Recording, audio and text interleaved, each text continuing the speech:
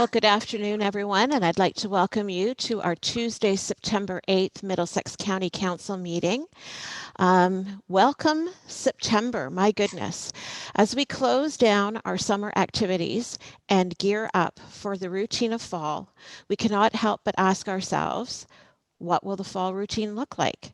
I think we're all very much in a wait and see mode as we wait for the full return of school. And of course, we're all waiting for college and university communities to really start to engage. As we know, we have missed out on many of our traditional events that we look forward to participating in as leaders and representatives of our respective communities. This coming Sunday, the VON will be holding their annual Great Community Run, Walk, and Roll event. Now, traditionally, I think you'll all remember that VON representatives usually make a presentation to County Council, reporting on their activities, and of course, requesting the support for the walk. There are many different ways that you can support this walk this year. You can do it in a virtual manner, and you can upload your activities, or in fact, you can participate in person. I will be participating in person on Sunday, and if you would like to join me, please let me know so that I can let the VON know how many of us will be there. It's no secret that the VON has significant presence in our communities, so please consider supporting this great cause. September also marks Suicide Prevention Month, with Thursday being World Suicide Prevention Day. There is a virtual event that's being hosted by the London Middlesex Suicide Prevention Council on Thursday evening, and I have submitted greetings and personal reflections that will be shared during this event. If you want more information on this virtual event, please let me know because I'm happy to share those details with you. As always, remember to be physically distant, wash your hands, stay home if you don't feel well, but more importantly, mask up. And if you haven't seen the Middlesex Strong masks, please see Kara and get one. And I see Councillor Vanderheyden has hers. Wear them proudly because, of course, we all are Middlesex Strong. At this time, I'm going to ask Joanne Vanderheyden, Councillor Vanderheyden, to share some news from her community. Thank you, Madam Warden. Just wanted to let everyone know that it is with sadness that we announced the passing away of former Mayor Dick Nywinning. He was mayor for a number of terms. He was also councillor and was on County Council as far as I know. He did a lot of work in our community, and I think we have our flag at half-mast in Strathroy today to show respect. And if we could just do 15 seconds or so of silent reflection just to honor him, that would be great. I know we can't stand because we're all sitting in a different environment here, but it would be nice, and I will let the family know that we did this because I believe it's appropriate.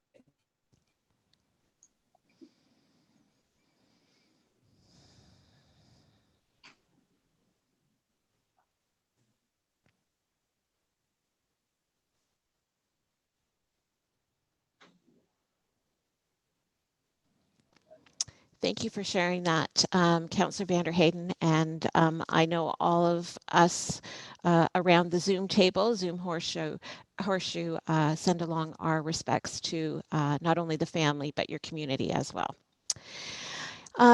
Is there any disclosure of pecuniary interest? Okay. We've got the minutes from August 11th in front of us. Was there any business arising from those minutes? Okay, seeing none, you've had opportunity to go over those minutes. If I could get a motion to approve those as presented. Councillor Warwick and Councillor Richards. All opposed? And those are carried. We do have a presentation today, and I'm pleased to be able to welcome Barry Field, the Executive Director from Southwestern Integrated technology, commonly known as SWIFT. So welcome, Barry. We're happy to have you here with us today. And at this time, I'll turn the microphone over to you. Thank you very much. Hopefully everybody can hear me okay. I'm happy to be presenting here to council today. I think this is well overdue, so I'm happy to be able to come in and give an update on the status of SWIFT. Morgan, if you could advance to the next slide, I would appreciate that. I do acknowledge that there has been a limited amount of communication coming from the SWIFT board to council specifically in the last year or so, but probably a little bit before that as well. This is due to an agreement we have with the province as part of our contribution agreement with the province. They have the right to announce and to make public communication available as they deem appropriate. So this is the case for all SWIFT projects, and of course, Middlesex is part of that. I am extremely happy to announce about 20 minutes ago, Minister McNaughton publicly announced the Middlesex procurement, the details of that. So we are now free to talk about it. Thankfully last minute it came in before this presentation, but I'm happy that it did. As part of that announcement, he would have announced that the RFP for Middlesex has actually been out on the street for quite a few months now. We issued that on the 27th of March. ISPs have had that in their hands since that date, and they are working to provide proposals to us. The RFP will close on the 6th of November, and at that time, we take about 6 to 8 weeks to go through, do the evaluation, negotiate contracts with the winning ISPs, and then at some time after that, again, the province will announce the results of that. What I can tell you, though, is that the Middlesex procurement, it includes funding of just over $7 million, $7.1 million roughly. Half of that comes from the province, half of it comes from the feds, so just over $3.5 million each. And we are expecting a minimum project value of $10.6 million. The additional monies come from the ISPs themselves, the telecoms companies that bid on the projects. They need to provide at least 1/3 of the eligible funding. What we have seen in other municipalities, though, is that we get more than that through the competitive nature of the RFP. So we're expecting a minimum project value of $10.6 million, but we really expect to see that climbing higher than that $10.6 million. I won't make a comment as to how high that could go at this point. I'll wait until we actually do receive the proposals. But again, keep in mind that will be a minimum project amount. If we look back at the contribution commitment made by the county, $784,000, that $10.6 million project represents about a 13.5 times multiplier on that investment of $784,000. The last point that's in the release is the construction schedule. We can expect to see the construction of the projects once they're awarded. They'll happen in 2021, 2022. They can stretch a little bit into 2023 by the nature of our funding agreement with the province, but we really encourage them to build in 2021 and 2022. Morgan, if you want to go on to the next slide, if there's any questions along the way, I'm more than happy to take them. I guess you can move on to the next one here. That's just a bit of a header page. A little bit about SWIFT and the SWIFT region. So I think everybody's aware that SWIFT is really a creation of the Western Ontario Wardens Caucus. It includes the 15 members of the WOW-C. We also have 5 contributing members in there, though. We've got Caledon, Niagara, Waterloo, London, and Windsor. They've joined the SWIFT program as what we call contributing members. Of course, the WOW-C always has controlling interest in the board, et cetera, so that the WOW-C really does wield the control of SWIFT, if you will. In the Swift region, though, we've got about 220,000 underserved premises. So when I talk about underserved, I'm talking about that 50-10 standard that's set by the CRTC. So that represents 50 megabits of download speed and 10 megabits of upload speed. That's what they call the universal service objective. And the CRTC has mandated that or recommended that by 2030, every Canadian has access to that standard. We think that that's a really long timeline, and we'd like, at least in Southwestern Ontario, to shorten that. But what they've really mandated is that by 2021, that 90% of Canadians receive that service. By 2026, 95% of Canadians receive it. And by 2030, everybody has it. In the Swift region in Southwestern Ontario, before the Swift project started, we're sitting somewhere between 88 and 89% served throughout the region. It's important to note, though, that last 11 or 12% is very, very expensive to do. Swift has estimated that to fiberize every unserviced road in Southwestern Ontario, we'd need about $2.6 billion. We do not have $2.6 billion. We've got just over $200 million to try to make the biggest impact we can. But we estimate with that, that works out to be about 8% of the funding we would need to fiberize everywhere. But with that 8%, we're targeting about 22% of the population being able to serve an extra 22% of the underserved population with that. So there is a bit of bang for the buck there. But what that tells us is that as we go beyond the SWIFT project, it becomes more and more expensive on a per premises basis to serve those that don't have service after we get past Swift 1.0, basically. Morgan, if you want to move on there. A little bit about the Swift project itself. So we had a startup phase that ran, roughly from 2014 to 2016. In some sense, the concept of Swift was discussed even earlier than that. But I think Swift kind of came together around 2014 to 2016.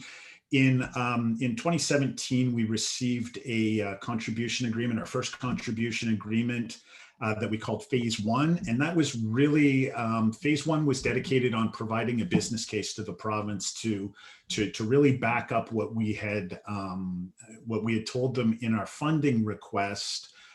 That was finished in 2018. That business case was approved. And in late 2018, early 2019, we were awarded a second contribution agreement that was for a pilot project. Those projects were in Norfolk, Wellington, and Lambton counties. Through the successful procurement of those projects, we were finally awarded the rest of the monies, if you will. So the Phase 3 of the SWIFT project, which represents all of the other areas in the region.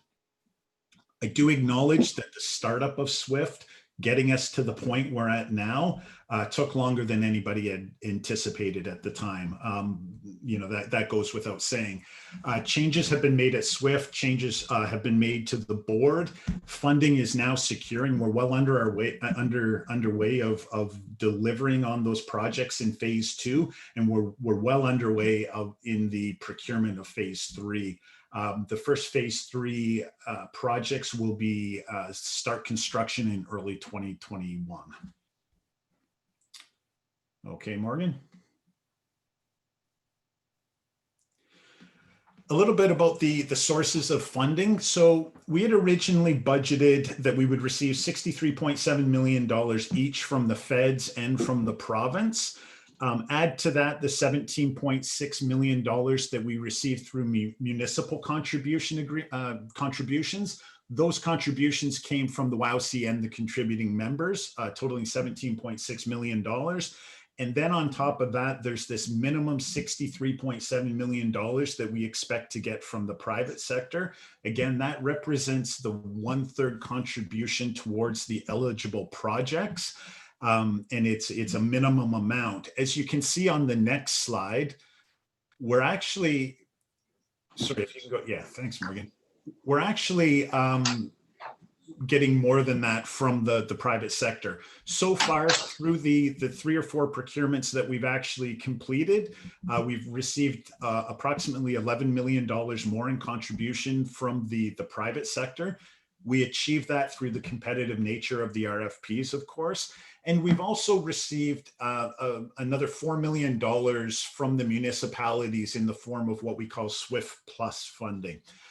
In a nutshell, that SWIFT Plus funding is when we go through a procurement, we spent all of the money in a given municipality. There could be some really good projects that are still on the table that we just can't afford because we've run out of money. In some cases, we'll go back to the municipality, we'll tell them about these great projects, and in a couple of cases, the municipalities have made a decision to throw some extra money in the pot to make those projects happen. That's where the SWIFT Plus comes in. But overall, we're sitting at about an expected $223 million project now versus the $209 million that we had budgeted. By the end of the procurements, which happen at the end of this year, I would expect to see that private sector funding somewhere between $30 and $40 million overall. Next slide, please. Just to talk a little bit about our vendors of record, we have 41 vendors of record to date. We do have a couple of more that are trying to get on our VOR list kind of at the last minute here. We'll probably end up with 42 or 43 by the time it's all said and done. But these are pre-qualified vendors that will bid on those projects in the various municipalities. Some of these you will recognize as being active in Middlesex County. Some of them you've probably never heard of before. They're more regional and smaller companies. But again, we've got 41 companies overall that we're dealing with here. So we do have a good cross section of the really big companies like Bell and Rogers, all the way down to some of the, some very, very small companies that work in very specific geographic regions. Next, please. A little bit about technology. So SWIFT is what we call technology agnostic. Because we're funded under the fund we're under is the Small Communities Fund. They don't really care so much about technology. They care about service. So they're focused on that 50-10 universal service objective.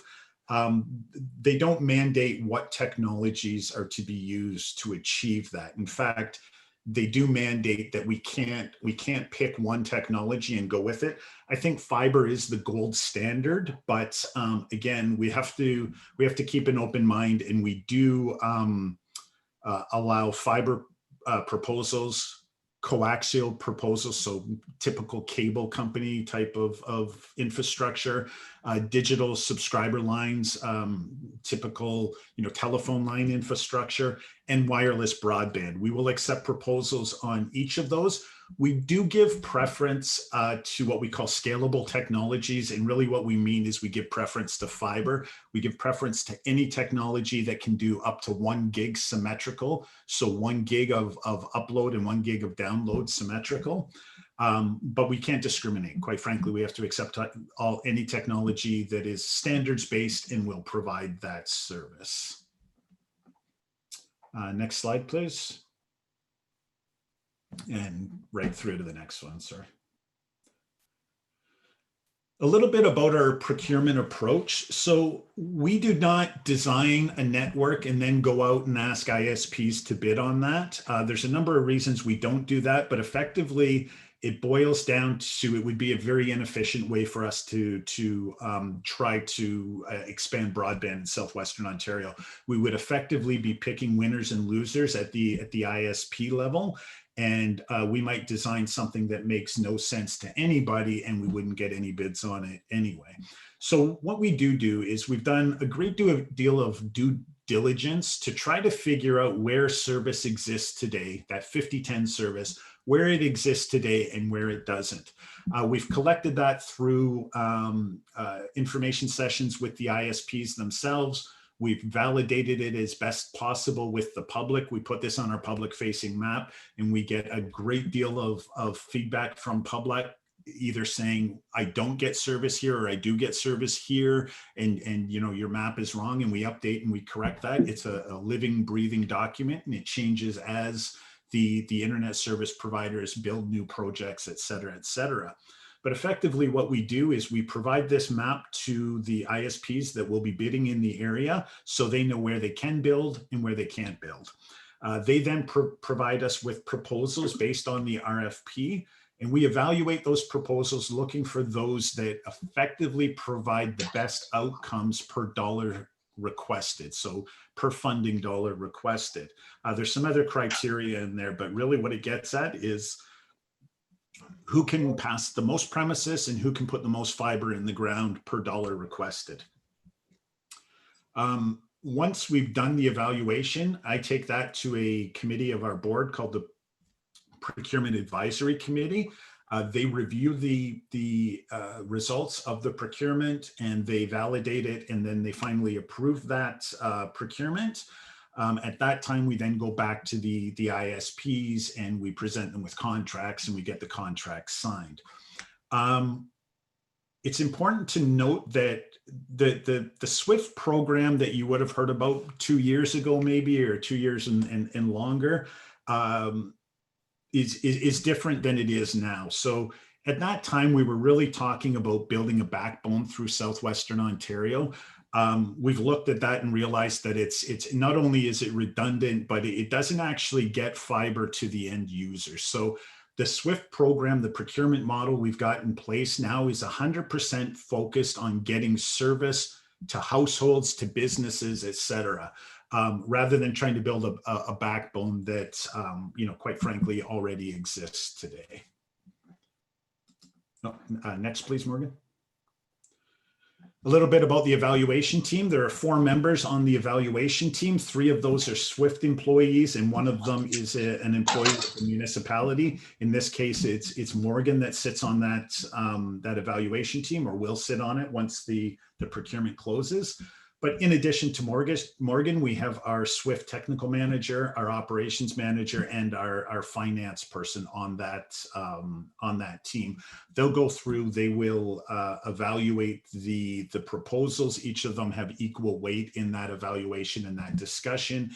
At the end of the day, they'll sit down and make sure they've all kind of, made the same assumptions and normalized those evaluations. And they will then present me with the final results of that procurement. Next slide. And the next one, sorry. So a little bit about this current situation in Middlesex County. So rough numbers, you've got about 3,500 total kilometers of roads in Middlesex County. 2,800 of those are underserved. So 80% of your roads do not have access to that 50-10 standard. If you look at the parcels or the premises, the homes, the businesses, all of that, approximately 29,000 parcels, 10,000 of those are underserved, or only 35% of those are underserved. This kind of gets to the heart of the problem, as to the problem with broadband in rural areas. There's not a lot of density of population in those areas. You have 3.6 premises per kilometer. ISPs typically don't want to go anywhere near that. They want to build in Toronto, in London, in Hamilton, et cetera, where they run a kilometer of fiber and they get 50, 100, 200 customers off of that. 3.6 is a very, very low threshold for them. So this is really why we need to subsidize them. It's why we need to make their business case positive so that they'll actually go in and build in these areas. You may get WISPs, or wireless internet service providers, that target some of these low density areas. And we do take a look at that. And as per my previous slide, we are technology agnostic. I will say we have a very high standard for wireless proposals, though. Typically a wireless ISP or a WISP will put up a tower, and they expect to get a certain number of premises or customers within the area that tower will serve. But it's probably only around 20 or 30% that they engineer to. We say that you need to engineer it to 90%, because what we're doing, if we fund a tower to go up and provide wireless service in an area, and we allow them to only engineer for 20 or 30% of it, we're really putting that other 60 or 70% of the population at a disadvantage for 2 reasons. One is they're not going to get service today. And the second is they're not going to get service tomorrow because that area is deemed served. And there's going to be no more funding in that area, right? So we do have an extremely high threshold for wireless proposals. The ISPs do not like it. They push back on it, but that's okay.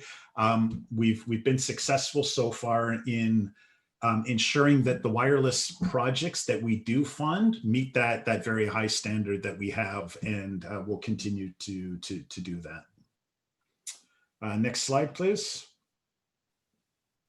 I'd like to talk a little bit about the agreement we have with Middlesex County and SWIFT. So the contribution to the SWIFT project, as you know, is $784,000. We thank you for that. It's a big part of the overall $17.6 million that I mentioned earlier. Some of the terms of that agreement are the amount is payable once SWIFT executes contracts with the ISPs to a minimum of $3.1 million. Effectively, where that comes from is that's the 4 times multiplier that we had guaranteed you in the agreement.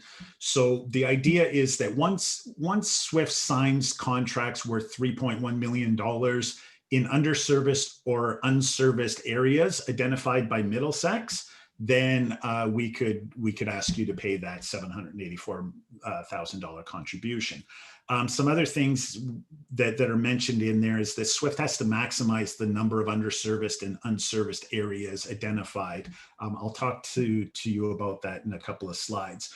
We do have a couple of issues. I think for the most part, these are kind of administrative type of issues that I think we can work around. I just want to bring them to council's attention and make sure that we have an understanding as to how we can physically or practically do this going forward. If we can go to the next slide, Morgan. So the first one is really that first point about the executing the contracts with the ISPs. Again, the current agreement says that SWIFT has to execute the contracts before Middlesex will pay that $784,000. The risk is that we go out and sign these contracts, and then for whatever reason there's a disagreement and you know, between SWIFT and Middlesex, and we can't come to agreement as to whether we've maximized or built in the right areas, all of that good stuff. I think there's an easy solution here, though. I think what we do is, as SWIFT, we come to you once the procurement's done. We say, hey, listen, these are the contracts we are going to execute. We've got them ready to go. We just haven't signed them yet. Here's the results. Are you okay with this? Once you give us the nod that you're okay with it, we'll go out and execute the contracts. We'll send you an invoice for $784,000. I think that's the simplest way to address that. So we would still execute the contracts, but there would be an interim step where we actually come back and make sure that you're okay with it before we execute them. That's different than we do from any other county, but I'm okay with that.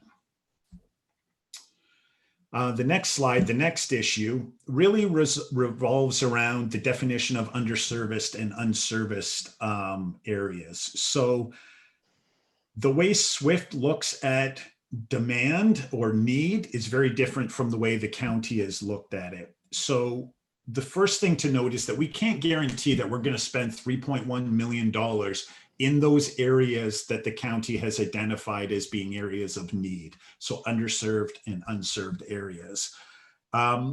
Some of the areas that were identified are currently, they are now served, so that's a factor of time. At the time that the study was done, they were not served.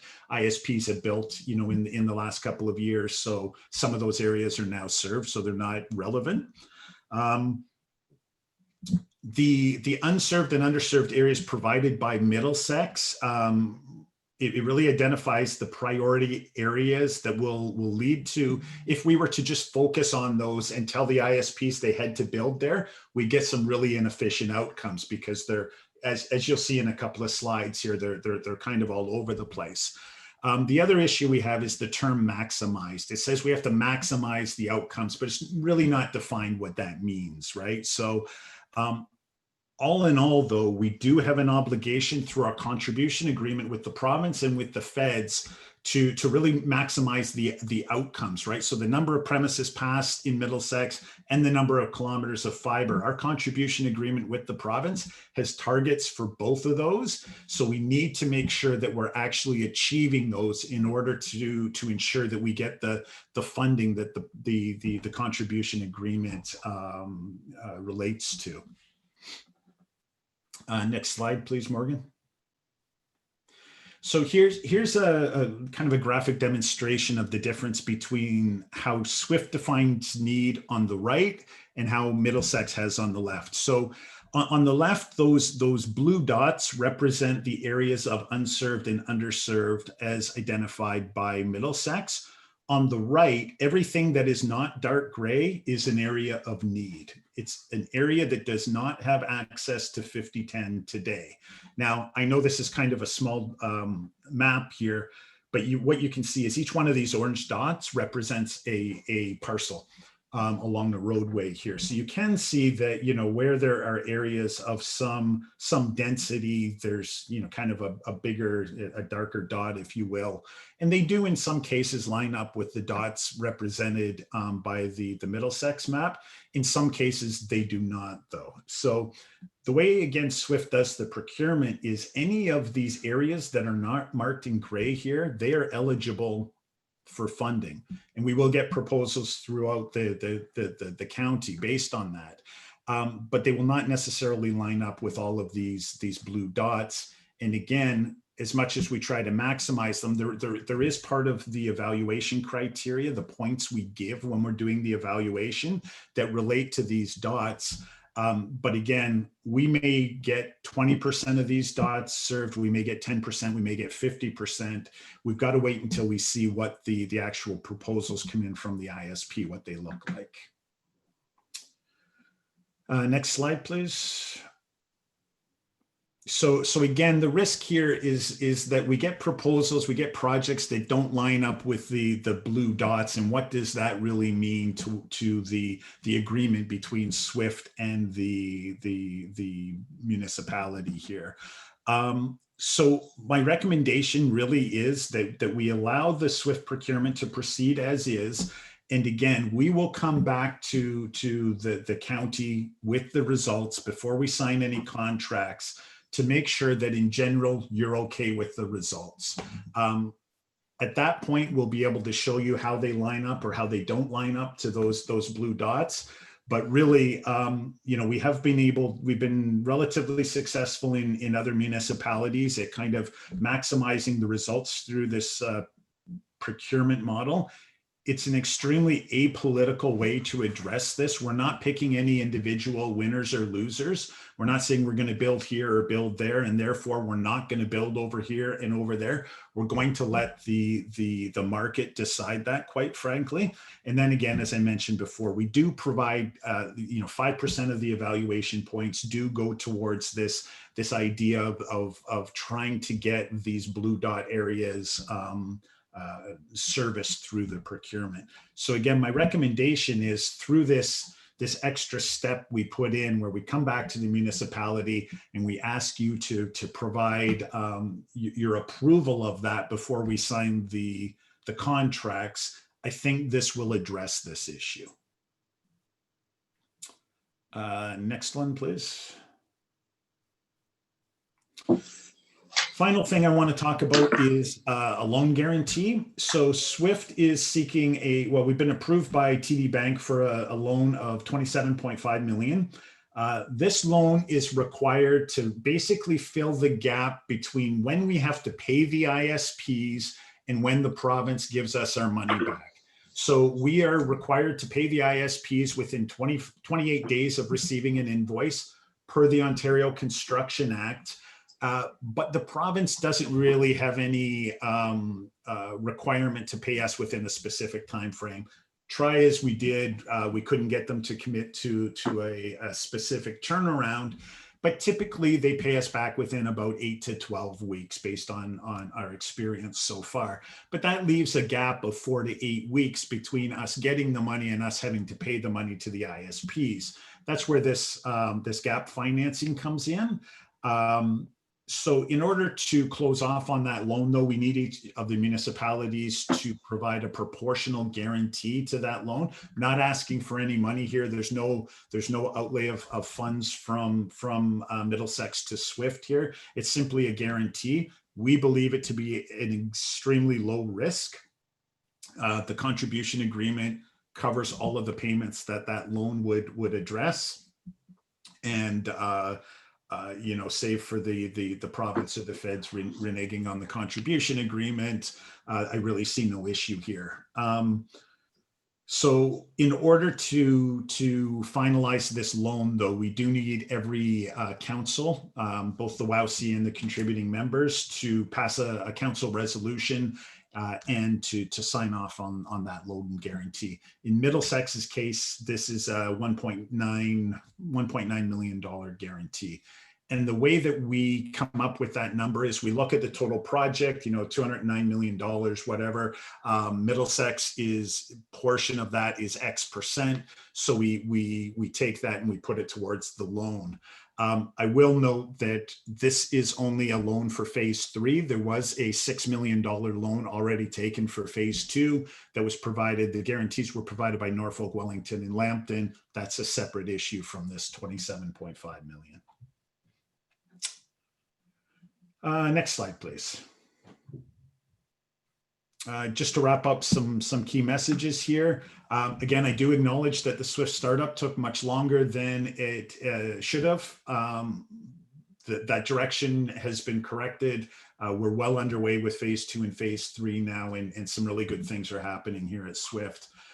Again, we are providing access. We're focusing on providing access. The whole concept of what would have been referred to previously as NetCo, or the backbone, is no longer part of the SWIFT program.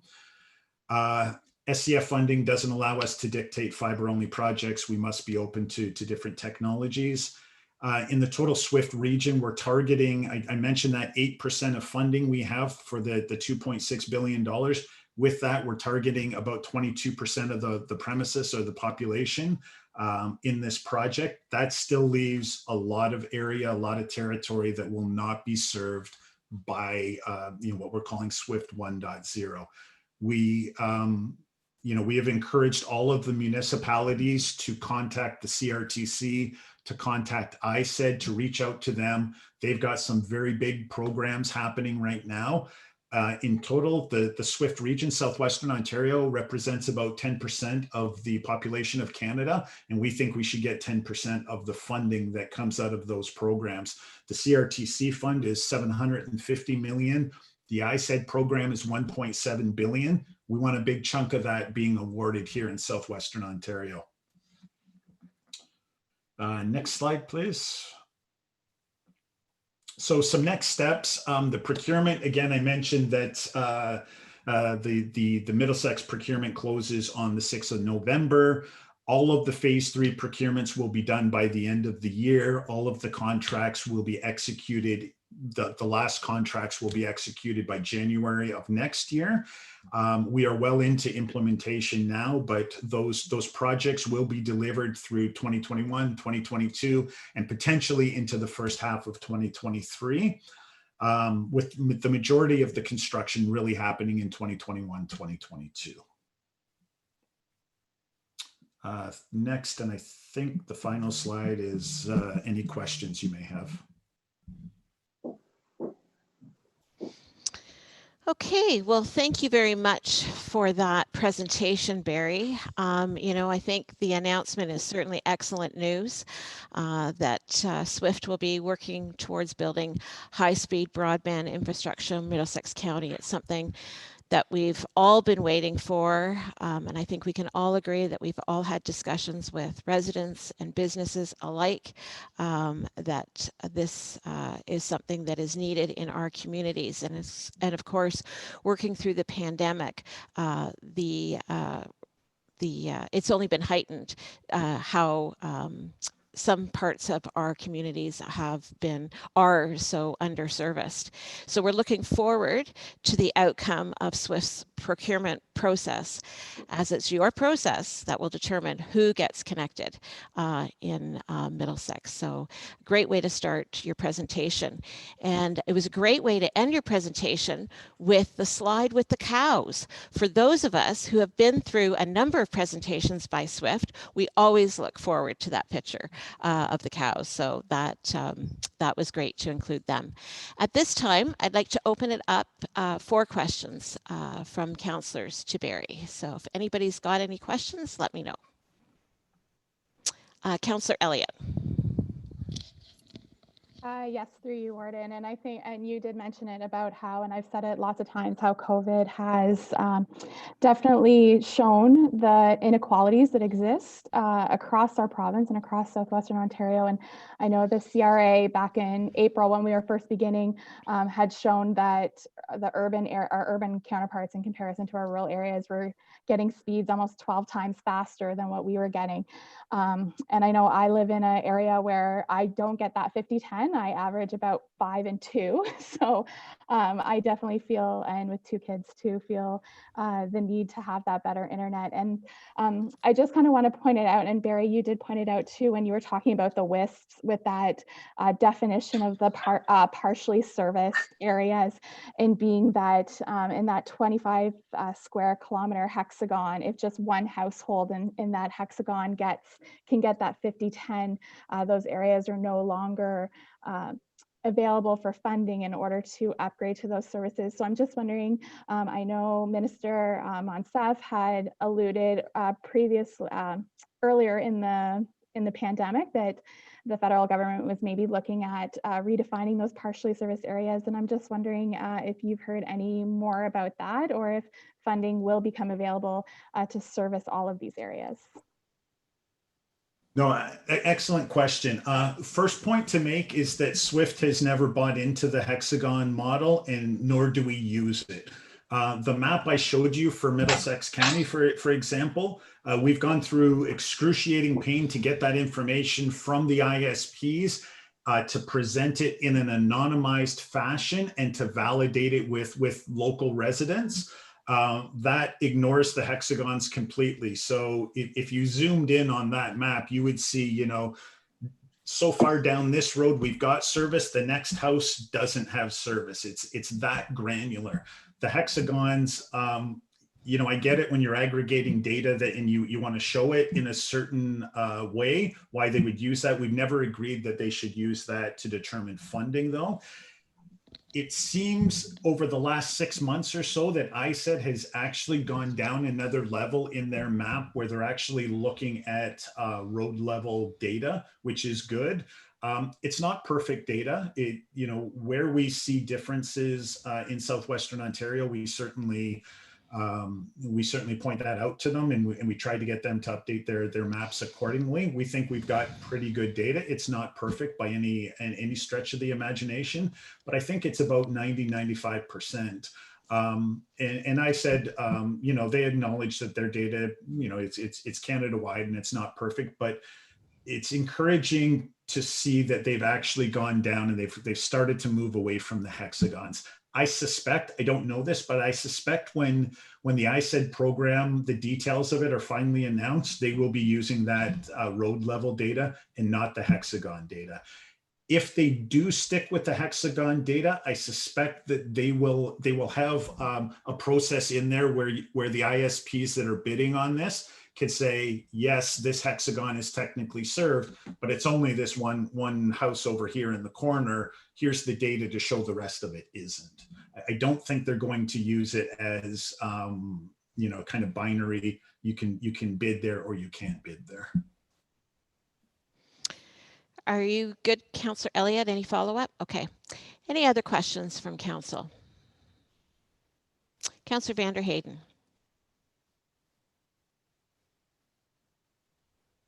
Sorry, I just had to mute the other one in my other ear. I'm listening to French in my other ear and I don't even understand French. There we go. Barry, thank you very much for bringing that presentation to us. And I think everybody is excited, as you can see from the looks on everyone's faces, that, you know, we were expecting, you know, about $4 million, and we're going to get about $10 million worth of work. So I think that's really exciting, and we look forward to this actually happening. What is it that you actually need from us right now in order to move forward? I know that Morgan is on the committee to help look at when the RFPs come forward from the ISPs. So that covers that point. You're still looking, I believe, for a resolution from council for a little more in the funding, the loan funding. Is that something we need to do right now, Madam Warden, in order to get a motion on the floor to finish that piece? Is there anything else we need besides that? I think I'm going to jump in on that before Barry answers the question. It's my understanding that at the September 22nd meeting, that staff will be bringing back a full report as to what's required from us, so we can make those motions and decisions then. Perfect, thank you. Does that still meet our timeline, Mr. Field? Yeah, that would be great, actually. Okay. Well, thank you very much for that. You're welcome. Okay, any other questions from council? Councillor Smith. Thank you, through the warden. Just hearing your presentation, so it sounds like the agreement that we signed and put together back in 2017 isn't going to be working well kind of now and moving forward. So I was just wondering, because it sounds like we're going to have the proposals that will come to our council, or however that's going to work. And my concern is kind of from the staffing point of view or council's point of view, is that we're going to be looking at each of these on a one-off situation. And maybe we should be going back to that agreement and revising it or putting something forward, so then we can streamline that process. So I just wasn't sure if I don't know if this is more from Barry or going to Morgan or Bill, but should we be looking at updating that agreement so then it's a little more streamlined and we can get that all sorted out? Yeah, I'm just concerned. For me, I'm kind of upset that we worked so hard to get that agreement done 4 years ago, and it kind of seems like a useless document now. If I could take that, so I can work either way, to be honest with you. If we want to work within the framework of the current agreement, I think there are procedural things we could do to work around it, if you will. Would it be cleaner to change the agreement? Maybe, but I'm not sure it's 100% necessary. I think if we can agree that by coming back, and just to be clear, I'm not necessarily going to bring all the proposals back to council and say, hey, you pick them. What I'm going to bring back is the results of the evaluation. The results say we've got these X number of projects. You get so many homes passed. It costs so much money, et cetera, et cetera. And, you know, can you live with that, right? Again, if you look at the agreement, there's that $3.1 million minimum that has to be within the blue areas. That's really the crux of it here. You might not get 3.1 million in those blue areas, but you're going to get at least 10.5 million everywhere, which is significantly more than we had kind of guaranteed in the original agreement. I want to say it again, that 10.5 is a minimum amount. I expect to see something higher than that. I'll hold off on details of that, of course, but by, you know, so I'm okay to do it either way. And I think both of them work. Is it cleaner for me to have a different agreement? Sure. Is it worth the effort? I don't know. Morgan. Morgan, I would recommend that we work towards doing that agreement. We can amend the current one within the existing structure that we have today. The only reason why I say that is because we're really changing the fundamental terms of the investment in Middlesex County. It sounds like if council wishes to pursue this, that we will no longer be looking at our unserviced or underserviced areas as identified by Middlesex County, and we'll be reverting to the data that Swift and Mr. Field have collected on our behalf. The other component is the 4-to-1 ratio. Will no longer be a 4-to-1 ratio in those areas. It'll be a value for dollar at $10.6 million plus. So I would say that it would be important for staff to bring back a report at the next council meeting to address some of these agreement concerns. Okay, appreciate that input, Morgan. Councillor DeVete. Thank you, Warden. I too would like to add thanks to Barry for your report and the detail. My point right now that I wanted to add, though, was that I don't really want to get hung up on blue dots because, as was pointed out in the presentation, some of that is a function of time, the changes there. And as Morgan has just pointed out, the calculations are different now. And I think if we can work together to make sure that we can move things forward, that's probably more important than chiseling out precision in a document. We need to make sure we're communicating and moving this forward as opposed to wordsmithing and making sure that we think we've got everything covered and there's nothing to discuss. Okay, thank you for that. Any other questions or comments from council? Okay, so I believe that Morgan has kind of laid out that we'll be receiving a report from staff at our next council meeting. And I am in agreement that the best way forward is to move forward and work forward. But I guess the concern is that we've had this agreement for quite some time. And now that you're in front of us, Mr. Field, I guess my question was, what was the issue with aligning SWIFT's procurement process with the agreement that it had with Middlesex County? So the bottom line is that the agreement with the province and the feds, our funders here, we have to get the outcomes that they mandate in that contribution agreement. We could very well have put together a very specific procurement that focused on those blue dots, but I would then not be able to guarantee the feds and the province that we would make the KPIs in terms of premises passed and in terms of kilometers of fiber, right? So the real crux of this is those two things are kind of opposing, right?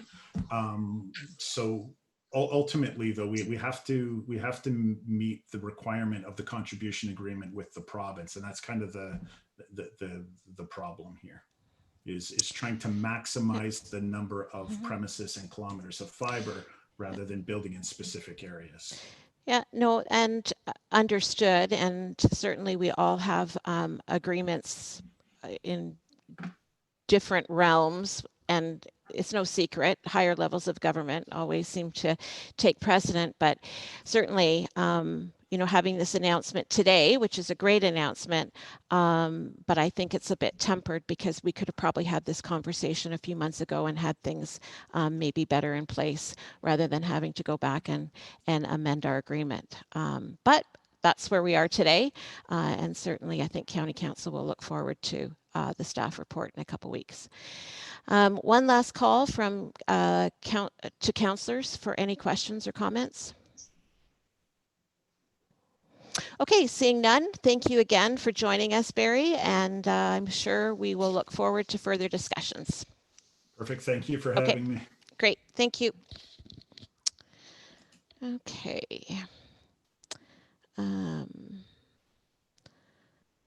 Moving on, I just got to pull my agenda up here. Okay. Inquiries or notices of motion.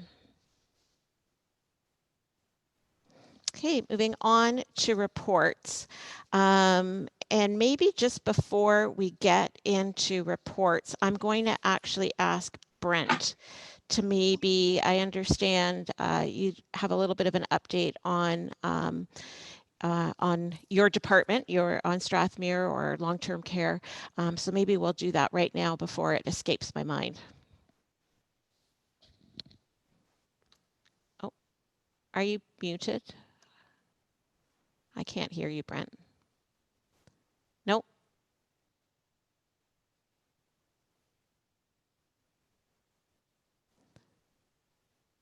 Nope. Still can't hear Brent. We'll work on it while he practices his sign language. Okay. All right. So we'll move on and I'll just keep an eye out for maybe when we can hear Brent, and then we'll just put him as to get back to. So I will maybe pass, so we'll move on to new business and the procurement under the Health Pro buying group, a report from Chief Neil. Good morning. Good afternoon, Warden. Can everyone hear me? Yep. Perfect. All right. Through you, Madam Warden, to members of council. So the report that is before you today, as council is aware, we've had earlier discussions regarding procurement of medical supplies. More specifically, medical equipment. And in the interim, we've been working with County Treasury and County Legal with regards to our options that are available to us through the county purchasing bylaw. And one of the areas that we've been looking at is examining the most clinically appropriate and cost-effective options to bring before council for consideration. And Middlesex Law and Paramedic Service has examined a national cooperative purchase program. It's called Health Pro, which is analyzed in this report. And part of why this is being brought forward is because some of the challenges that we're having with COVID and the restrictions that are in place.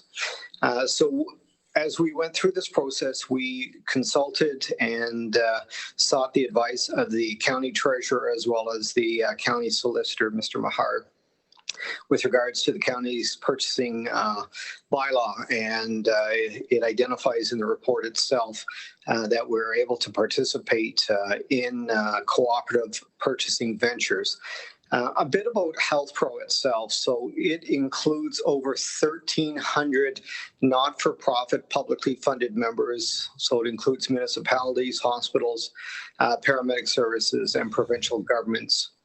One of the main areas that is a member is the Alberta Health Services, which is also known for delivering the provincial paramedic system in Alberta. So they're a member of Health Pro and purchase most, if not all, their paramedic service purchases through Health Pro.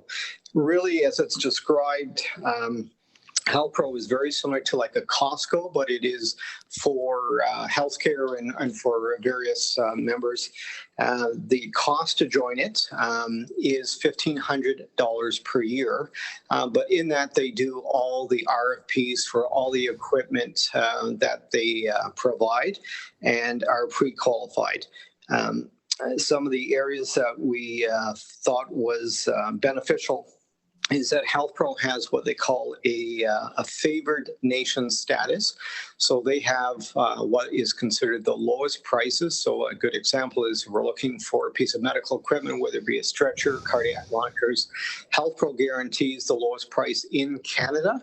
And if a vendor was to undersell that, then Health Pro would take legal action to follow up with that.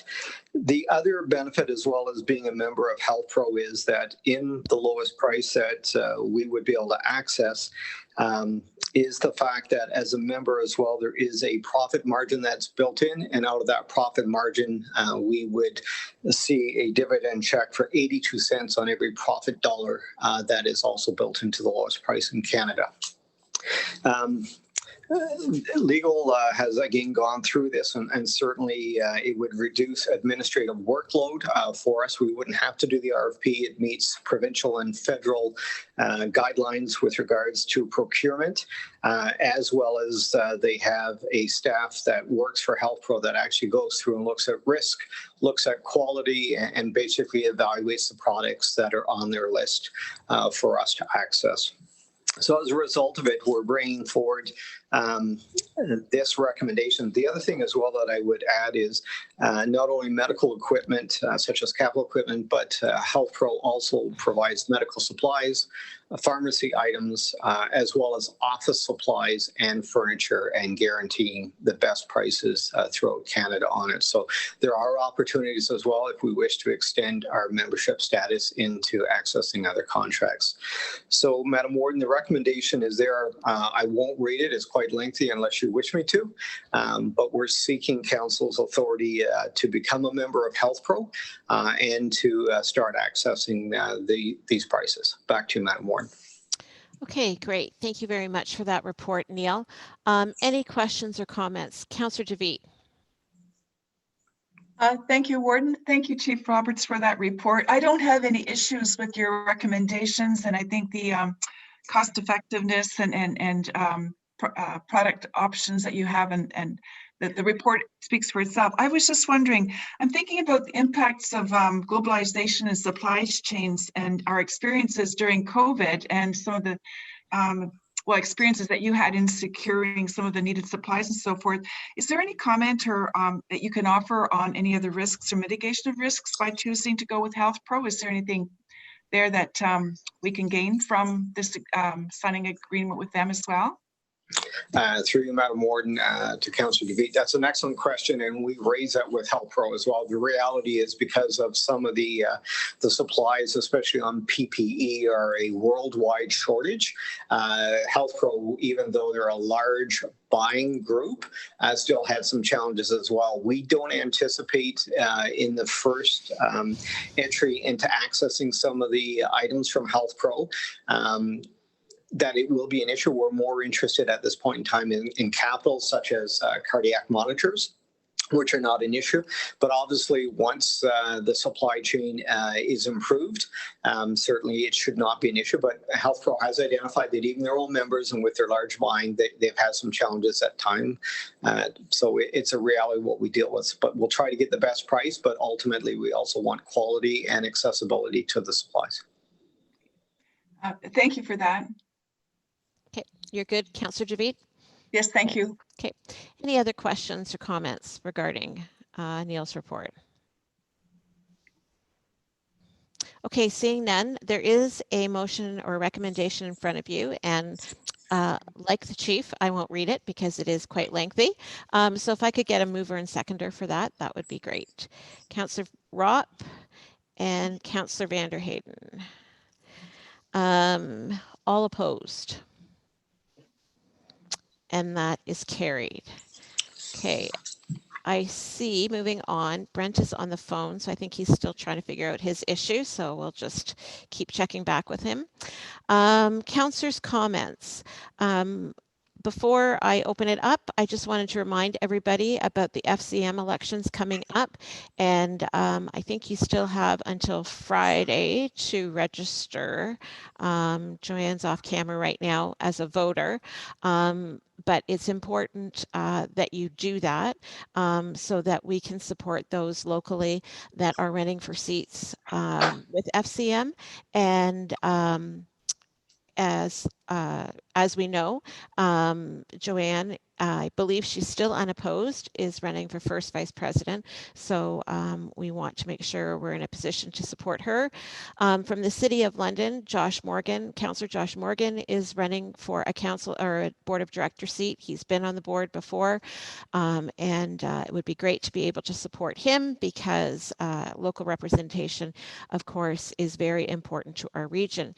And then it's just been announced that Councillor Elliott is going to also let her name stand for board of directors. She's going to be doing that through her role as deputy mayor with Thames Centre, and I believe that will be addressed at the next meeting. So congratulations, Kelly. I don't know how you do it, but good for you. Way to go and good luck. So make sure that you get your registration in so that we can support our local representatives. Councillor Vanderheyden, did you have something you wanted to add at that point? At this point? If I could add, congrats, Kelly. That's great. Good to see that. There's also an opportunity to register for the webinars that Kelly, you'll be speaking at in order to get people to vote for you, so then you can meet other candidates. But that gives us an opportunity, all of us, to work together to make sure that we put our votes where they count. Yeah, great. Thanks for that. Okay, any other councillor comments? Councillor Warwick. Yes, thank you, Warden. Just wanted to reflect back on the AMO conference and the participation of the Middlesex County Council. It was very good to be able to actually see people and feel supported throughout that AMO conference. And again, thanks to our warden for helping us host a great event. And it was very enjoyable to touch base with everybody again. I also want to just say on behalf of SCORE and Councillor Richards, we participated with 5 delegations with the ministers on August 17th and 18th, starting with Vic Fideli And then we went into on the 18th with Parliamentary Assistant Vincent Key for tourism. OMAFRA, we participated with Minister Hardiman.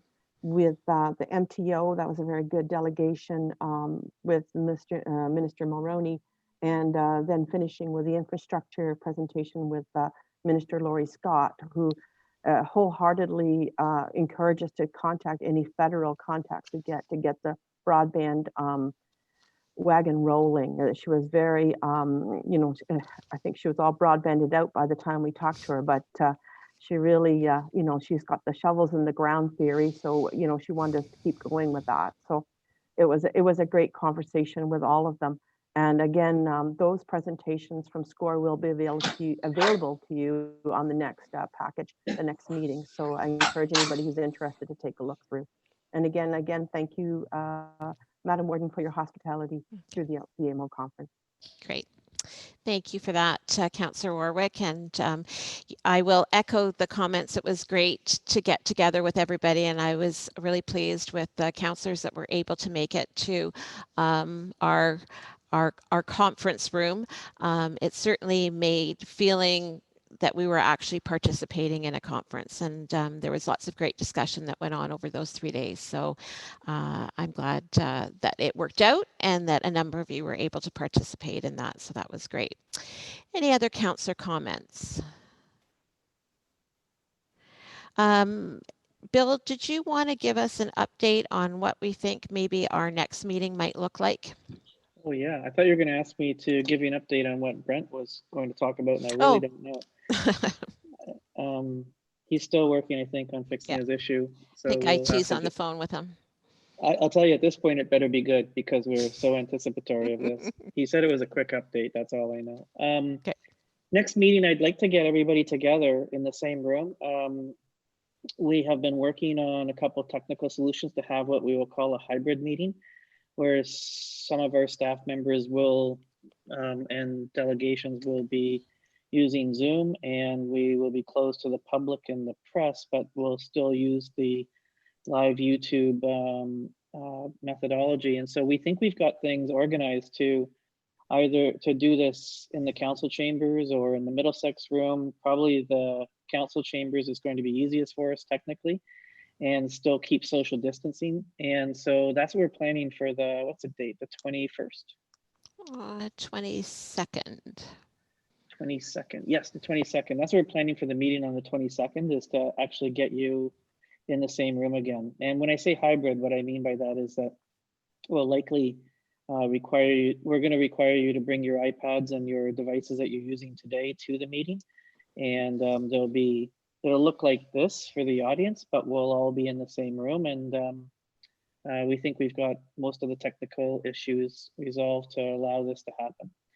So we'll ask you to come in a little early as well, because we're going to try to schedule an appreciation event as well for the staff, that similar to what we did earlier this year. We're going to do that. So plan on, put it in your calendar, please, to arrive around 11:30. And we'll do something like we did earlier in the summer for those folks that haven't been at the office. We'll give them a chance to get together, social distance outside, and we'll pray for good September weather. And then we'll move into the council chamber and give this hybrid meeting a call and try and see how it goes, and then utilize it further moving forward if it works well. I don't know if there's any questions about that, but I'd be glad to answer them. Okay, any questions for Bill on that? Okay, any other councillor comments? Brent, did you get your, no. It's going to be a big mystery, but I know. This is pretty exciting.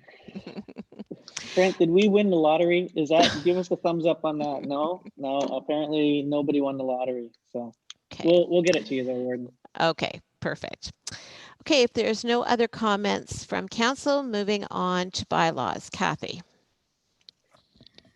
We have 3 bylaws today. A bylaw to authorize the warden and the clerk to execute an agreement between the Corporation of the County of Middlesex and the Corporation of the County of Lambton with respect to winter maintenance for the period November 1st, 2020 to April 15th, 2030. A bylaw authorized the execution of an extension agreement between the Corporation of the County of Middlesex and Independent Resolutions, Inc., Mark McDonald, President, with respect to a municipal ombudsman, closed meeting investigator, and integrity commissioner for the period January 1st, 2021 to December 31st, 2022, and a bylaw to confirm proceedings of the Council of the Corporation of the County of Middlesex for September the 8th, 2020. Okay, a mover and seconder for the first and second reading, please. Councillor Warwick and Councillor Brennan. All opposed? And that's carried. And for third and final reading, Councillor Cornelison and Councillor Javit. All opposed? And that's carried. And before we move into the committee of the whole, oh, Brent's going to call in. So maybe Morgan, you can just interrupt when that's all set up so we know. Okay, so moving on to the committee of the whole. No reports from county officers or delegations. We have one action item in front of us, I guess, or two. And that is the meeting calendar for Middlesex County Council and the Library Board. Kathy, did you want to speak to this? Just briefly, there's a few changes to this year's calendar, or for next year's calendar. The Public Libraries Act has changed their minimum number of meetings to 7.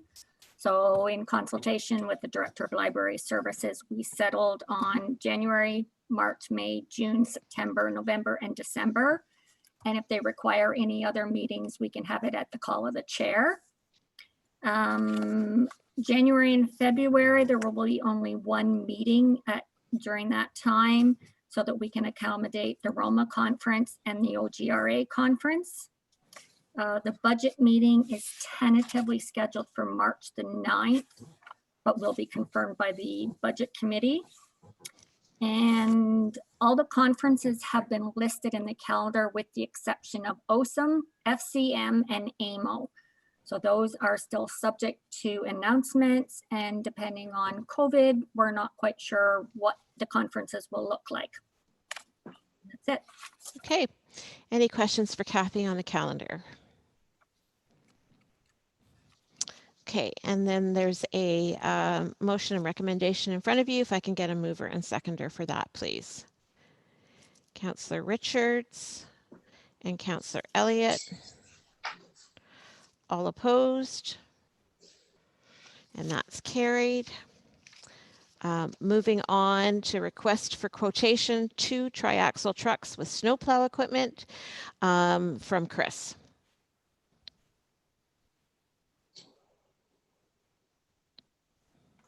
Sorry about that. On there, I'll also be fairly brief. In accordance with the approved 5-year capital equipment replacement guide, we advertised for the replacement of 2 triaxle trucks with snowplow equipment.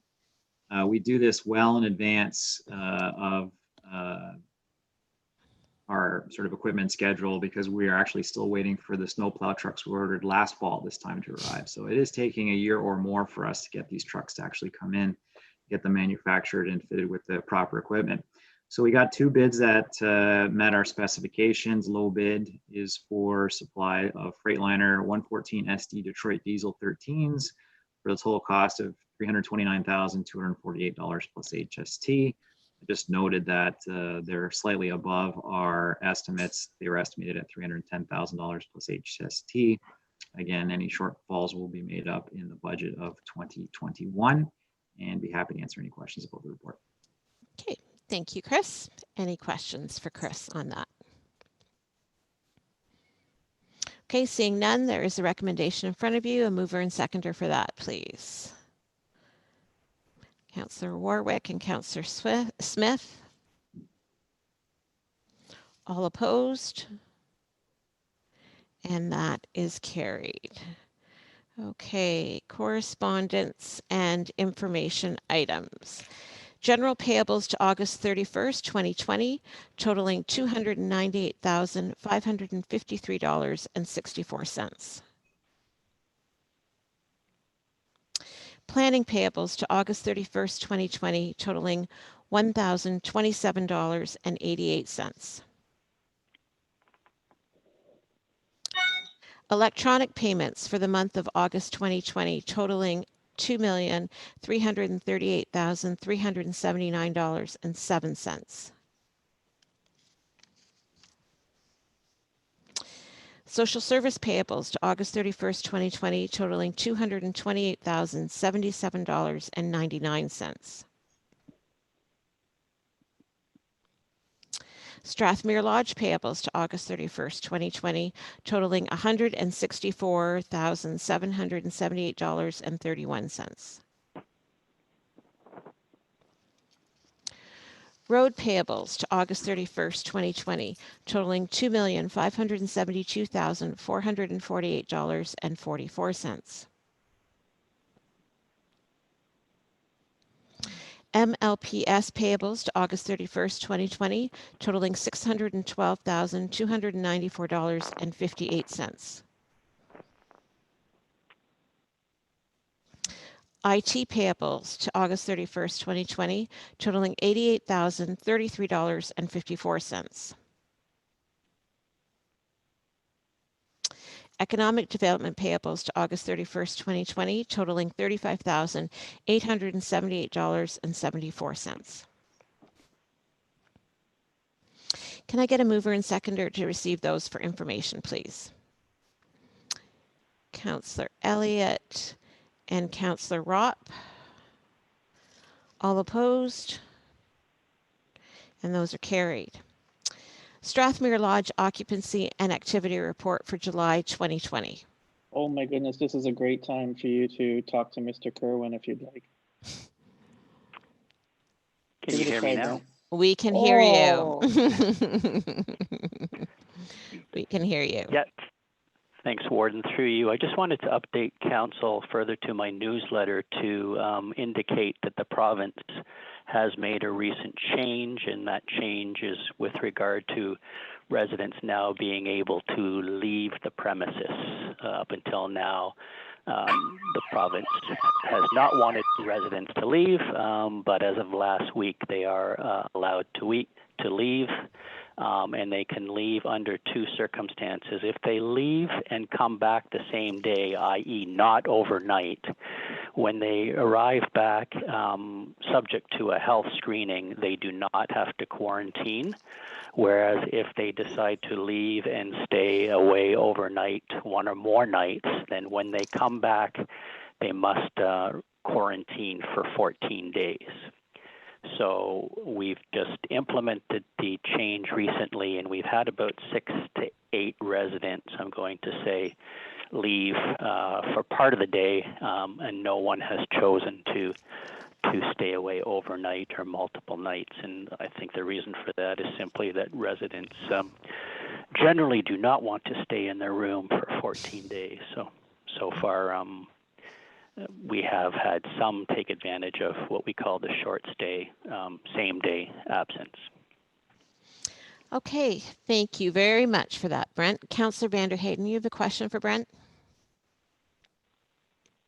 I do. It's, I guess, more of a question or a statement than a question. Thanks for updating us on that, Brent.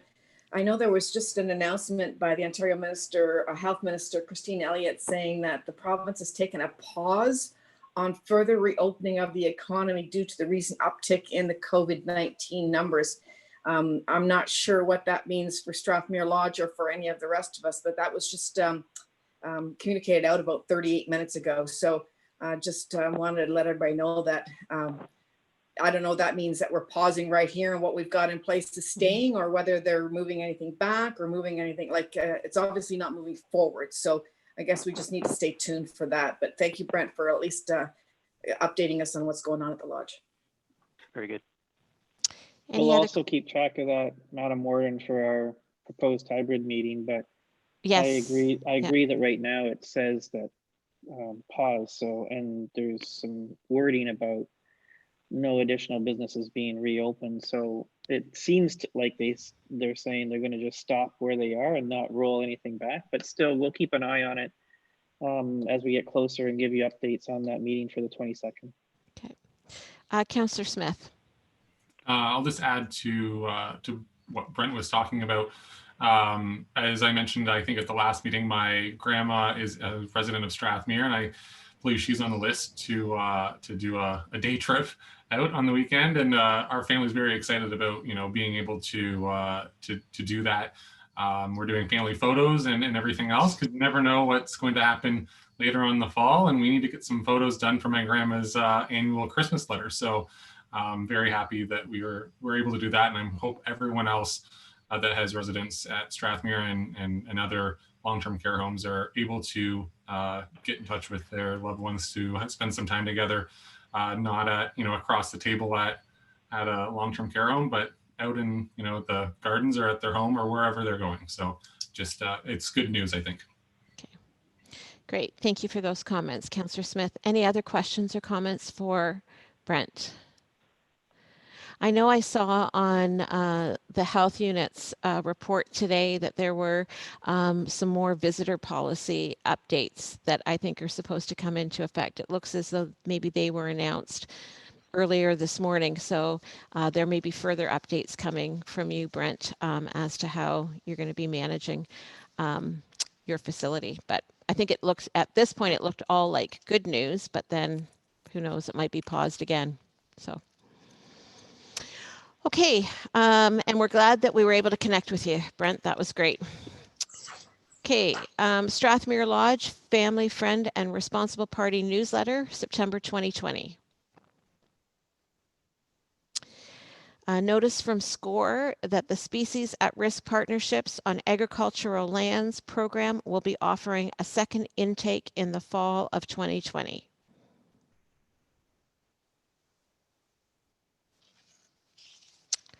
Western Ontario Wardens Caucus, WOWC newsletter for August 2020. News release from the province of Ontario entitled Ontario Providing Municipalities with up to $1.6 billion in first round of emergency funding, dated August 12th, 2020.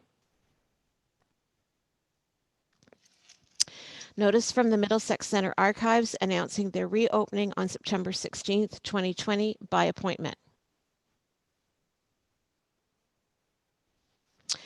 Notice of the Middlesex County Economic Resiliency Task Force meeting held on July 22nd, 2020. Sorry, minutes of the Middlesex County Economic Resiliency Task Force for July 22nd. Letter from the Director of the Source Protection Programs Branch of the Ministry of Environment, Conservation and Parks announcing proposed updates to the Clean Water Act 2006.